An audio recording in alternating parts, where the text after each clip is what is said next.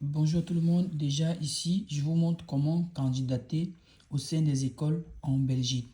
Là je ferai une vidéo explicative sur comment postuler en AMU Cadet en 2026. L'AMU Cadet c'est une promotion sociale, alors je vous montre comment le faire. Du coup je suis pris mon ordinateur portable, je vais écrire admission HEU. HUE ça veut dire hors Union Européenne, AMU Cadet inscription 2026. Je vais cliquer dessus. Et ça va me montrer tous ces liens. Je vais chercher le bon lien. Le bon lien, c'est celui-ci. Là, vous voyez. Là, c'est l'université de Namur. Ce n'est pas ça qui nous intéresse. Ce qui nous intéresse, c'est celui-ci. Je clique dessus. Qu'est-ce qui nous va s'afficher? Là, nous sommes tombés dans la page de Namur Cadet. Là, c'est la page de Namur Cadet, l'école des cadets. Préinscription 2025-2026. Vous voyez. La préinscription 2025-2026 ne nous concerne pas. OK. Là, je vais entrer là.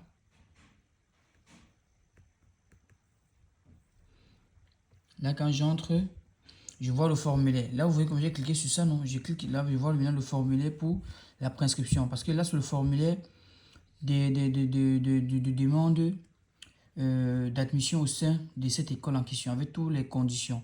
Là, parce qu'il est préférable, il est primordial de savoir les critères. Là, j'entre au sein de l'école. On dit attention uniquement valable pour l'enseignement supérieur. Donc ici, il n'y a pas de bachelier, il n'y a pas de master, il y a uniquement les bacheliers. Là, vous voyez 54 crédits, ça vous dit, il respecte les conditions de l'Office des étrangers. Voilà les domaines qu'il propose. Il propose tous ces domaines-là. Voilà les domaines que l'école propose en question. Là, je vais faire ça sur rouge pour que vous puissiez mieux voir. Là, c'est le domaine que l'école propose. Il propose un bac en électromécanique, orientation, électromécanique et maintenance. Bac en e-business, bac en web développeur, bac en informatique, orientation, développement d'applications. Il propose également un bac en comptabilité, option fiscalité et enfin un bac en construction, option bâtiment. Ok. Là, je descends. Bon, ça, on dit les modalités d'admission. L'admission à l'école de Namur Cadet est établie conformément à la réglementation en vigueur dans l'enseignement de la Fédération Wallonie de Bruxelles et du règlement en ordre intérieur ROI de l'établissement scolaire. Les admissions aux études, là vous voyez, les admissions aux études sont ouvertes à concurrence des places disponibles au sein de l'établissement par cursus. Ça veut dire quoi? Si vous postulez à un cursus d'électromécanique en bachelier, il y a tellement d'étudiants qui vont postuler dans ce cursus également. Donc, il est préférable de postuler rapidement parce qu'il y a une concurrence. Donc, le premier arrivé sera le premier à être servi. Et ils ouvrent à partir du 19 janvier 2026. C'est ça. 19 janvier 2026 dans le site internet. À partir de leur site internet. OK? Toute candidature envoyée par courrier ne sera pas prise en compte. Si vous envoyez une candidature par mail, ou vous venez sur place, ça ne va pas passer. Ils ne seront pas pris en compte. Vous devez postuler en ligne. Comme je vais taper là, vous allez taper ça le jour là, ça sera ouvert. OK? Le candidat doit respecter la circulaire de 8681 relative aux conditions d'accès au enseignement supérieur pour les adultes ou pour les ressortissants d'un pays hors de l'Union européenne. Le cours se donnant en français, ok, vous comprenez, le cours se donnant en français, une très bonne connaissance préalable de la langue. Donc, ça voudrait dire quoi? Si vous avez des études, faites des études, vous êtes un pays anglophone, vous devez traduire vos documents en français. Si vous êtes un pays comme le Cameroun, qui est un pays bilingue, pas besoin de traduire parce que vous avez fait peut-être des études en anglais d'un premier temps, d'un second temps, vous allez finir en français. Si tel est le cas, ne vous inquiétez pas, postulez sans toutefois traduire. Une somme non remboursable, c'est-à-dire non remboursable, les gars. Non remboursable, c'est-à-dire ils ne vont pas rembourser cette somme. Ce sont les frais de dossier administratif. Donc, ce n'est pas les frais d'admission. Ce n'est pas les frais de scolarité. Ce n'est pas l'avance. C'est les frais juste de dossier d'admission. Un montant de 220 euros. Ça, c'est de l'ANAC. Hein. Ils veulent 220 euros par dossier. Un montant de 220 euros par dossier. Vous avez vu? 220 euros par dossier. Sera versé sur le compte de l'école au plus tard le jour de votre candidature. Donc, quand vous allez postuler, vous deviez payer vos frais de dossier au plus tard le jour de votre candidature. Dans le même jour que vous allez postuler, il faudrait que vous payiez le même jour en fait. Au plus tard, donc comme ils ouvrent le jour en question, dès que vous postulez, vous payez également le même jour. Attention, là il dit la preuve de versement sera demandée dans ce formulaire. Donc la preuve de versement vous sera demandée. Voir le numéro, c'est en bas, on va voir ça en bas. Attention, ce montant ne comprend pas le droit de préinscription qui sera payé lorsque votre dossier sera accepté avant le revoir l'annexe 1 d'admission aux études. Ça voudrait dire quoi? Les frais que vous allez payer là, ce n'est pas compté sur l'année, ce n'est pas compté sur ce que vous allez faire, ok? Donc, ce n'est pas compté sur la scolarité, quoi. Là, ils disent, après avoir soumis votre candidature, votre dossier sera analysé en 2 étapes. La première étape, analyse de votre dossier sera effectuée sur la base de votre dossier de candidature. Dans les semaines qui suivront, vous recevrez soit un mail vous invitant à participer à une visioconférence pour un court entretien de motivation, soit un mail de refus. Donc, celui qui va recevoir le mail de visioconférence, sache que tu es déjà sur la bonne voie. D'autres vont recevoir des mails de refus.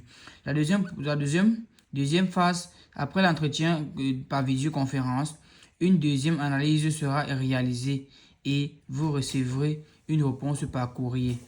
Vous informant que soit donc tu peux passer ton entretien, tu passes mal l'entretien en visioconférence, après on te refuse l'admission. Quand tu peux passer bien l'entretien en visioconférence, on te donne ton admission. Là, ils disent que dans tous les cas, attendre la réponse et ne pas harceler le secrétariat parce qu'il y en a beaucoup qui harcèlent le secrétariat. Donc, on vous demande de ne pas harceler le secrétariat. Maintenant, pour ceux qui vont payer, on dit payer petit 1. On dit une fois que vous avez été accepté, vous allez payer le montant du droit de préinscription sur le compte. Voilà le numéro du compte. Ensuite, vous devez envoyer la preuve de paiement à l'adresse là. Ok. Maintenant, sachant que vous avez vu entre ici. Attendez, je souligne.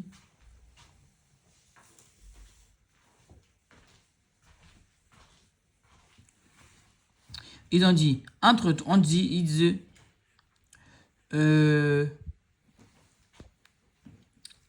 le montant du droit de préinscription sur le compte de l'école. Ce montant vous sera communiqué dans le mail. Donc, quand vous serez accepté, on va vous envoyer un montant. Soit tu vas payer 300 €, soit tu vas payer 450 €. Tu peux faire une formation peut-être en construction, tu payes 300 €. L'autre fait une formation en informatique, il paye 450 €. Donc, ça dépendra. Par la suite, vous devez envoyer la preuve de paiement ici. Vous envoyez la preuve de paiement à l'inscription, machin truc là. Et puis, une fois que c'est bon, ils vont vous envoyer le formulaire standard pour pouvoir faire votre procédure, pour pouvoir demander le visa. Ok? Maintenant, là, ce qui est important, c'est la documentation. Comment candidater? Uniquement via le formulaire en ligne qui sera disponible sur notre site internet à partir du lundi 19 janvier 2026 à 10h00. En dehors du formulaire en ligne, aucune candidature par mail ou papier ne sera prise en compte. Il y en a qui se permettent de postuler en ligne, d'envoyer par mail ou d'aller déposer sur place. On dit ils ne vont pas accepter. Les documents à joindre au formulaire d'admission. Voilà tous les documents que vous devez joindre. Tous les documents fournis doivent être rédigés en français, comme j'ai dit tout à l'heure. Tous les documents doivent être légalisés par une autorité compétente. Les fichiers, il doit avoir les fichiers être en PDF. Donc, l'autorité compétente, ça peut être le commissariat, peut-être la sous-préfecture, ou pas à la mairie, je sais pas trop, mais vous voyez quoi. Ça doit être une autorité compétente. Comme document, et ça doit être envoyé en PDF, pas en Word ou en Excel ou PowerPoint, mais PDF. Extrait de l'acte de naissance, original ou encore faites une copie conforme légalisée à la mairie. Copie de la CNI, vous le légalisez ou vous mettez on dit copie de la pièce d'identité nationale. Comme ils ont dit encore, tous les documents doivent être légalisés. Donc vous légalisez même la copie de la pièce d'identité ou le passeport. Le passeport, généralement, pour ceux qui ne sont pas dans leur pays d'origine. Petit 3. Un diplôme original. Là, on veut le votre baccalauréat. Vous légalisez aussi votre diplôme du baccalauréat. Maintenant, pour ceux qui n'auront pas le diplôme du baccalauréat, qu'est-ce que vous allez faire? Vous partez faire votre attestation de non-délivrance. Vous demandez l'attestation de non-délivrance de votre diplôme du baccalauréat. Vous postulez avec. Petit 4. Un relevé de notes des 2 années.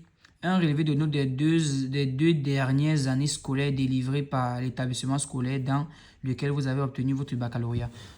Il s'agit bel et bien du relevé du premier et le relevé du terminal.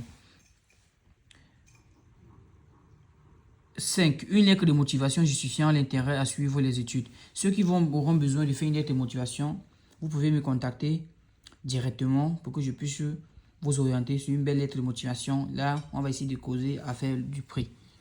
Petit 6, équivalence. Vous devez avoir votre équivalence. Maintenant, pour ceux qui n'ont pas les équivalences ou peut-être ont soumis leur équivalence, vous pourriez faire des captures d'écran de votre équivalence en ligne, de l'évolution de votre équivalence en ligne et postuler avec.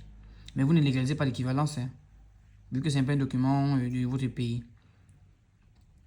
Ensuite, ils disent quoi? Avoir déjà son équivalence est un atout. Donc, celui qui a son équivalence a déjà plus de points. La preuve de paiement de 220 € sur le compte-ci, sur ce compte-ci. Donc, vous devez avoir la preuve de paiement aussi. Donc, vous devez payer, en postulant, vous devez payer le montant dont je vous ai dit tout à l'heure. Voilà le numéro. Avec mention, vous mettez votre nom plus votre prénom. Donc, vous mettez le nom sur le document. Le nom du document doit avoir sur le nom, votre nom. Donc, sur le document Word, le PDF que vous allez faire, vous allez prendre le reçu, transformer en PDF, titrer le PDF en mettant votre nom, plus votre prénom et plus le bac choisi et plus l'année 2026-2027, la mention 2026-2027. Éventuellement, une attestation de virement irrévocable, AVI. Là, c'est si vous voulez faire votre AVI, vous pouvez me contacter sur Studeli. Comme ça, vous utilisez mon code promo FRANC10 afin de bénéficier d'une réduction. Soit, c'est pas obligatoire. Ceux qui n'en ont pas, ils laissent. C'est pas obligatoire. Cette attestation est un atout dans votre dossier. C'est pas obligatoire, mais si vous voulez, vous pouvez le faire. Ok? Pour plus de questions, vous pouvez écrire un commentaire.